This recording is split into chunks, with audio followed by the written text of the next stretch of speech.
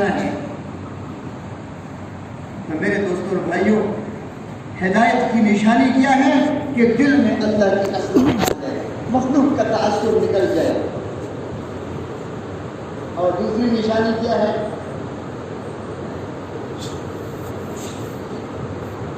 کہ دنیا سے آخرت کی طرف توجہ ہو جائے۔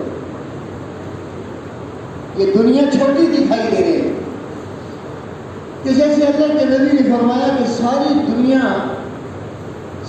دنیا اس کی قیمت اللہ کے یہاں مچھر کے پر کے برابر بھی نہیں ہے، اور اگر مچھر کے پر کے برابر بھی اس دنیا کی قیمت ہوتی تو اللہ پاک کافر کو ایک گھونٹ پانی کا نہ دیتے کہ اس دنیا کی قیمت مچھر کے پر کے برابر۔ ایک آدمی کے پاس اربوں روپے ہیں، اس کے پاس مچھر کے پر کا ایک چھوٹا سا حصہ آ گیا، چھوٹا سا حصہ کس کا؟ مچھر کے پر۔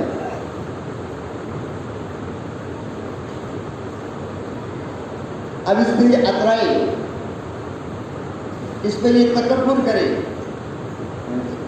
اور اس پہ یہ خوش ہو جائے، کیوں بھائی یہ خوشی کی بات ہے؟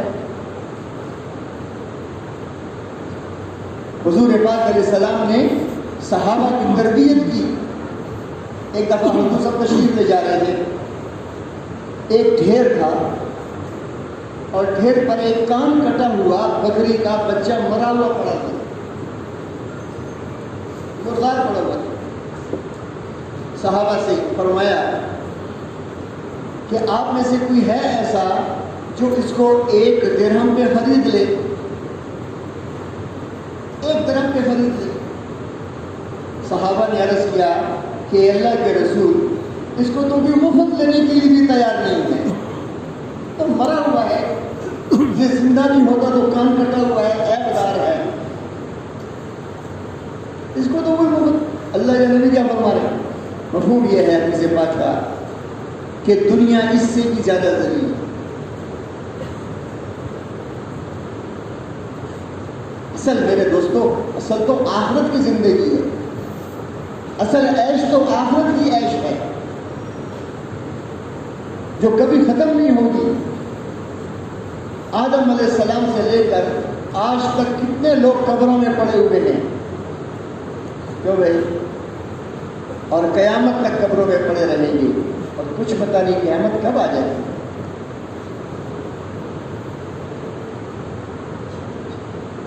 ہم سب نے جانا 50-100 سال پہلے ہم جتنے یہاں بیٹھے ہیں، 100 سال پہلے یہاں کوئی بھی نہیں تھا، اس دنیا میں ہم تھے 100 سال پہلے نہیں تھے،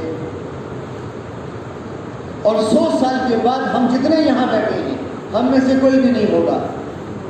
یہ مرکز ہوگا، یہ ممبر بھی ہوگا، یہ مجمع کوئی اور ہوگا، یہاں بیان کرنے والا کوئی اور ہوگا، میں اور آپ نہیں ہوں گے۔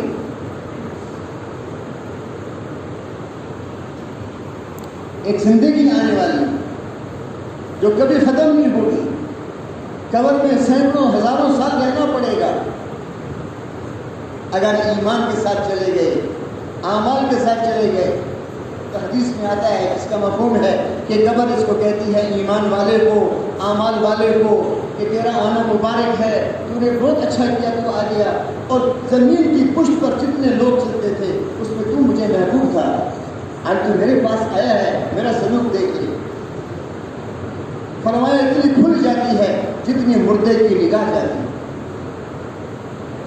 یہ تو ہمیں دکھائی دیتا ہے نا، چھوٹا سا 1.5 فٹ یا 2 فٹ کا کی چوڑائی ہوتی ہے اس کی۔ دنیا میں چاہے یہ 10 کنال کے بنگلے میں رہ رہا ہے، 20 کنال کے بنگلے میں رہ رہا ہے، جریبوں اس کی زمین ہے، لیکن قبر کی زمین سب کو برابر ملتی ہے۔ جو جھونپڑی میں رہنے والا ہے اس کو بھی یہی 2 بالش زمین ملتی ہے، اور جو 10 کنال کے بنگلے میں رہتا ہے اس کو بھی یہ ملتی ہے۔ جو 10 لاکھ کے باتھ روم میں نہانے والا ہے، کہتے ہیں نا میں نے اپنے باتھ روم پہ 10 لاکھ لگائے ہیں، 20 لاکھ لگائے ہیں، جو 10-20 لاکھ کے باتھ روم میں نہانے والا ہے اس کو مرنے کے بعد ایک ہی طرح کے تختے پہ لٹایا جاتا ہے. جس تختے پر فقیر جھونپڑے میں رہنے والا تختے پہ لٹایا جائے گا, اسی تختے پر اس 10 لاکھ کے باتھ روم میں نہانے والے کو غسل کیا جائے گا. سب برابر ہو گئے. کہ دنیا میں گرمی لگتی ہے, کہ دنیا میں سردی کا انتظام کرو. اب میرے دوستوں اور بھائیوں بتاؤ, جہاں 50-60 سال رہنا ہے اس کے لیے اتنا انتظام, اور جہاں ہمیشہ کے لیے رہنا ہے اس کے لیے کتنا انتظام کرنا. اس لیے حدیث میں آتا ہے, اس کا مفہوم یہ ہے کہ دنیا کے لیے اتنی محنت کرو جتنا دنیا میں رہنا ہے, اور آخرت کے لیے اتنی محنت کرو جتنا آخرت میں رہنا ہے. اور دنیا میں کتنا رہنا ہے 50-60-70 سال, اور آخرت میں کتنا رہنا ہے ہمیشہ ہمیشہ کے لیے. جب جنت والے جنت میں جائیں گے اور دوزخ والے دوزخ میں جائیں گے, اللہ پاک جنتیوں سے پوچھیں گے, اے جنتیوں بتاؤ تم نے دنیا میں کتنا وقت گزارا. اب جس نے دنیا میں 50-60-70 سال زندگی گزاری ہو گیا, اے اللہ یار ایک دن یا آدھا دن. یہ دنیا کی زندگی دھوکہ ہے. دنیا کی زندگی یہ دھوکہ ہے مجھے. اس کو اللہ پاک نے قرآن میں کیا فرمایا, اللہ لعب ہے. کیا ہے یہ؟ کھیل تماشا ہے. جب بارش ہو جائے نا, ریت تھوڑی سخت ہو جائے, چھوٹے چھوٹے بچے گھر بناتے ہیں. کیا بناتے ہیں جی؟ گھر بناتے ہیں, کھیلتے ہیں, اور پھر لات مار کر اسی کو توڑ دیتے ہیں. کھیل تماشا. اور اس کو کیا فرمایا اللہ نے قرآن میں؟ متاع قلیل فرمایا. بہت تھوڑی ہے بھائی یہ دنیا بہت تھوڑی, یہ بہت قلیل ہے, یہ بڑی چھوٹی متاع ہے, یہ بڑا مختصر سرمایہ ہے. اور آخرت کی زندگی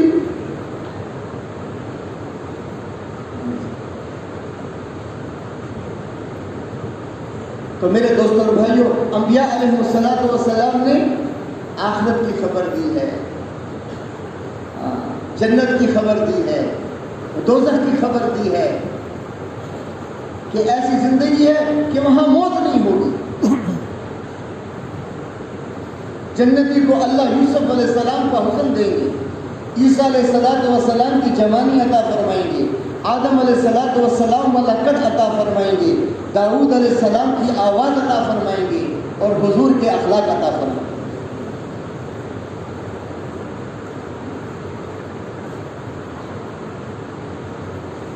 اور ایسی زندگی دیں گے کہ میرے دوستوں پھر کبھی موت نہیں آئے گی, اور ایسی جوانی عطا فرمائیں گے کہ کبھی بڑھاپا نہیں آئے گا, اور ایسی عزت عطا فرمائیں گے کہ کبھی ذلت نہیں آئے گی, اور ایسی صحت عطا فرمائیں گے کہ میرے دوستوں کبھی بیماری نہیں آئے گی. دنیا میں تو کبھی سر میں درد ہے, کبھی گھٹنے میں درد ہے, کبھی کمر میں درد ہے, کبھی شوگر ہے, کبھی بلڈ پریشر ہے. میرے دوستوں جنت میں نہ شوگر ہوگی نہ بلڈ پریشر ہوگا. اور 1-2 سال کے لیے, 1000 سال کے لیے نہیں, ہمیشہ ہمیشہ کے لیے. جنت اور دوزخ کے درمیان موت کو اللہ رب العزت مینڈے کی شکل میں لائیں گے, اس کو ذبح کیا جائے گا, اور اعلان ہوگا آج موت کو موت آ گئی. جو لوگ جنت میں ہوں گے وہ جنت میں خوشیاں منائیں گے, ارے موت نہیں ہے. اور جو دوزخ میں ہوں گے وہ کیا کریں گے؟ پریشان ہو جائیں گے. اوہو, کہ دنیا میں تو بیماری آتی تھی, اللہ سے سوال کرتے تھے اللہ بس اب موت ہی دے دے. اب یہاں تو موت بھی نہیں ہے, مانگنے سے بھی نہیں ملتی. ہمیشہ ہمیشہ کی آگ, ہمیشہ ہمیشہ کی گرمی.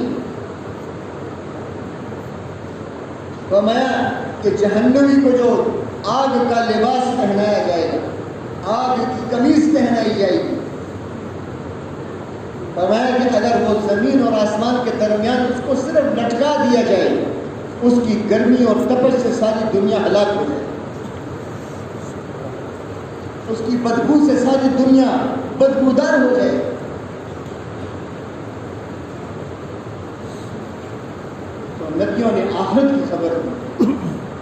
تو جب دل میں ہدایت کا نور آئے گا تو دنیا چھوٹی دکھائی دے گی، آخرت بڑی دکھائی دے گی۔ ایک عورت آئی حضور صلی اللہ علیہ وسلم کے پاس، اے اللہ کے رسول، میں بہت زیادہ بیمار ہوں، بہت بیماری ہے، آپ میرے لیے صحت کی دعا کیجیے۔ حضور پاک علیہ السلام نے فرمایا کہ میں آپ کے لیے صحت کی دعا کر دوں یا یہ دعا کر دوں، لیکن تو اس پہ صبر کر لے، اس بیماری پر، اور یہ دعا کر دوں کہ اللہ رب العزت تمہیں اس کا جو بدلہ ہے وہ آخرت میں عطا فرمائے۔ کون سی دعا کروں؟ میرے دوستوں بھائی، جذبہ کیا ہے کہ دنیا کا جذبہ نہیں ہے، عورت کے دل میں بھی دنیا کا جذبہ نہیں ہے کہ اللہ کے رسول مجھے یہ بیماری منظور ہے، میں صبر کروں گی، لیکن اس کا بدلہ مجھے آخرت میں مل جائے، آپ یہ دعا کر دیجیے۔ تو اللہ کے نبی نے اس کے لیے دعا کی۔ جب وہ جانے لگی تو پھر مڑ کے واپس آئی اور یوں آ کے عرض کیا کہ اللہ کے رسول ایک دعا میرے لیے کر دیجیے کہ جب میرے اوپر یہ بیماری آتی ہے، یہ دورہ پڑتا ہے مجھے، تو میرا سطر کھل جاتا ہے، میں عورت ہوں، تو آپ میرے لیے صرف اتنی دعا ضرور کر دیجئے، بیماری رہے، مجھے بیماری منظور ہے، اس کا بدلہ مجھے آخرت میں چاہیے، لیکن صرف یہ دعا کر دیجئے کہ میرا پردہ نہ ہٹے، میرا پردہ خراب نہ ہو۔ اللہ کے نبی نے دعا کی کہ اللہ اس کا پردہ خراب نہ کر، ایسی بیماری نہ ہو کہ اس کا پردہ خراب ہو۔ کہ دنیا نہیں چاہیے، کیا چاہیے کہ جب فتوحات ہوئی، صحابہ پر فتوحات ہوئی، کیسر و کسرا کے خزانے، تو صحابہ روتے تھے۔ صحابہ کیا کرتے تھے؟ وہ روتے تھے، اے اللہ ہمیں دنیا میں، ہم نے اس کے لیے اتنی محنت نہیں کی، ساری دنیا میں اللہ کے کلمے کو پہنچایا، یہ اس لیے نہیں کی محنت کہ ہمیں دنیا میں مل جائے، ہمیں تو آخرت میں چاہیے، آخرت سامنے ہو۔ اور میرے دوستوں، ہدایت کی نشانی تیسری کیا ہے کہ مال میں کامیابی دکھائی ہے، اعمال میں کامیابی ہے،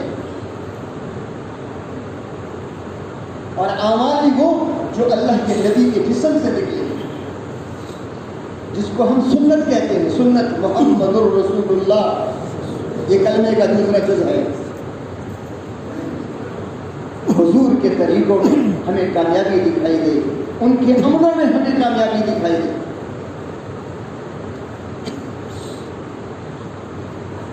آج میرے دوستوں ہم طریقے ٹٹول رہے ہیں، کسی کا ہے نا جی، کسی نے اپنے سامنے کسی کھلاڑی کو رکھا ہے، کسی نے اپنے سامنے کسی اداکار کو رکھا ہے، میں ایسے بن جاؤں، کسی نے اپنے سامنے کسی ڈاکٹر کو رکھا ہے، کسی نے اپنے سامنے کسی بڑے مشہور ہے نا جی کیا کہتے ہیں حکومت والے کو رکھا ہے، کہ ہمارے سامنے کیا ہو؟ محمد الرسول اللہ، کہ ہم نے کیسی زندگی گزارنی ہے کہ حضور کے طریقوں کے مطابق۔ کون سے نبی، کون سے محمد صلی اللہ علیہ وسلم کہ جنہوں نے ہمیں کبھی بھلایا نہیں ہے؟ ساری زندگی اللہ کے نبی نے ہمیں بھلایا نہیں، امت کو نہیں بھلایا، میرے اور آپ کو نہیں بھلایا۔ ایک دفعہ حضرت عائشہ رضی اللہ تعالیٰ عنہ نے حضور سے عرض کی، اے اللہ کے رسول میرے لیے دعا کیجیے۔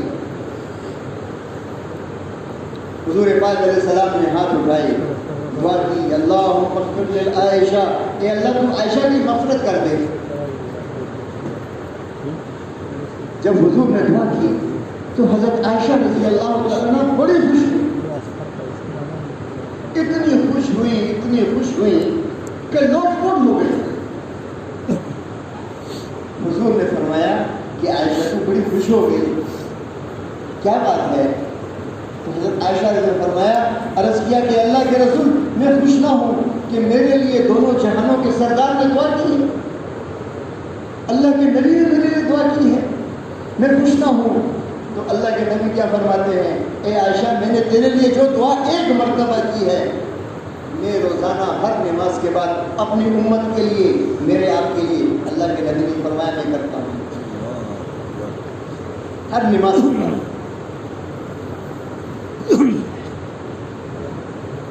عرفات کے میدان میں 5-6 گھنٹے اللہ کے نبی نے میرے دوستوں اور بھائیوں فاطمہ کے لیے دعا نہیں کی، حسنین کے لیے دعا نہیں کی، نواسوں کے لیے دعا نہیں کی۔ کس کے لیے دعا کر رہے ہیں؟ امت۔ حتیٰ کہ مزدلفہ جب تشریف لائے 10 ذی الحجہ کی رات کو، تو اس رات کو اللہ کے نبی نے امت کے ظالموں کے لیے بھی دعا کی، کیونکہ اللہ پاک نے وحی بھیج دی کہ سب کی بخشش ہوگی، ظالموں کی نہیں ہوگی۔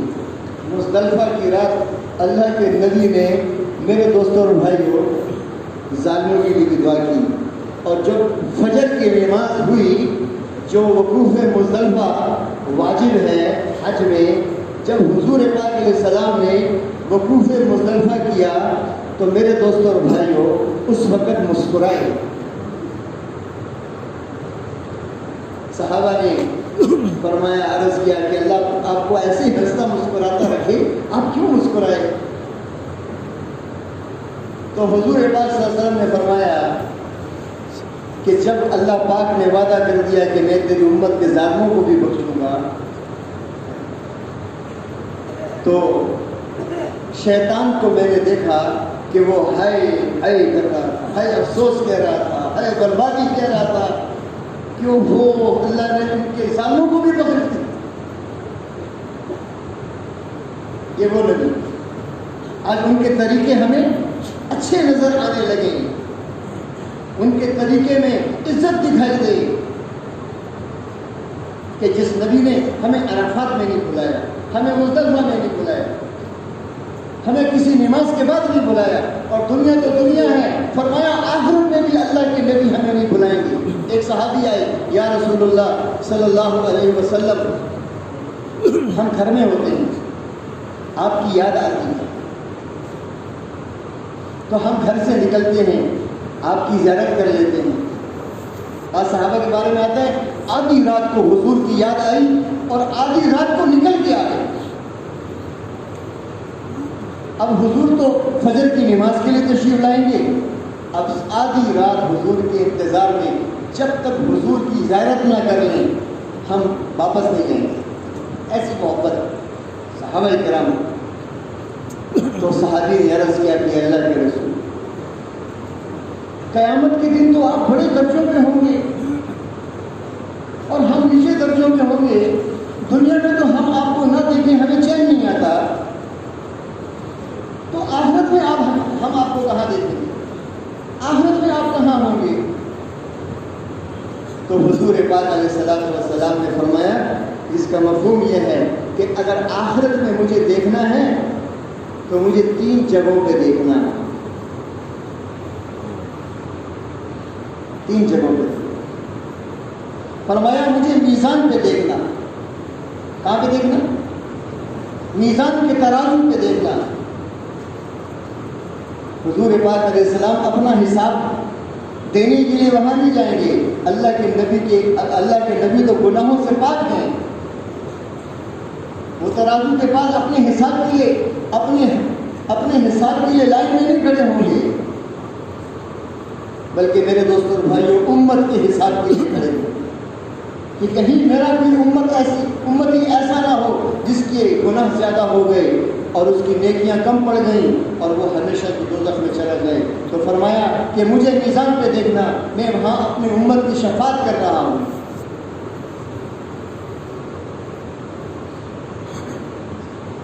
اور مجھے پل صراط پہ دیکھنا کہ میں اپنی امتیوں کو پل صراط پر سے گزروا رہا ہوں گا۔ یا رب سلم سلم، اے اللہ تو میرے امتی کو پار کر دے، تو میرے امتی کو پار کر دے۔ پل صراط پہ دیکھنا مجھے، اور یا پھر حوض کوثر جو اللہ رب العزت نے اپنے حبیب کو عطا فرمائی، انا اعطیناک الکوثر، یہ اللہ رب العزت نے یہ کوثر اپنے نبی کو عطا فرمائی. مجھے حوض کوثر پہ دیکھنا کہ میں اپنی امتیوں کو اپنے ہاتھوں سے حوض کوثر کا پانی پلا رہا ہوں.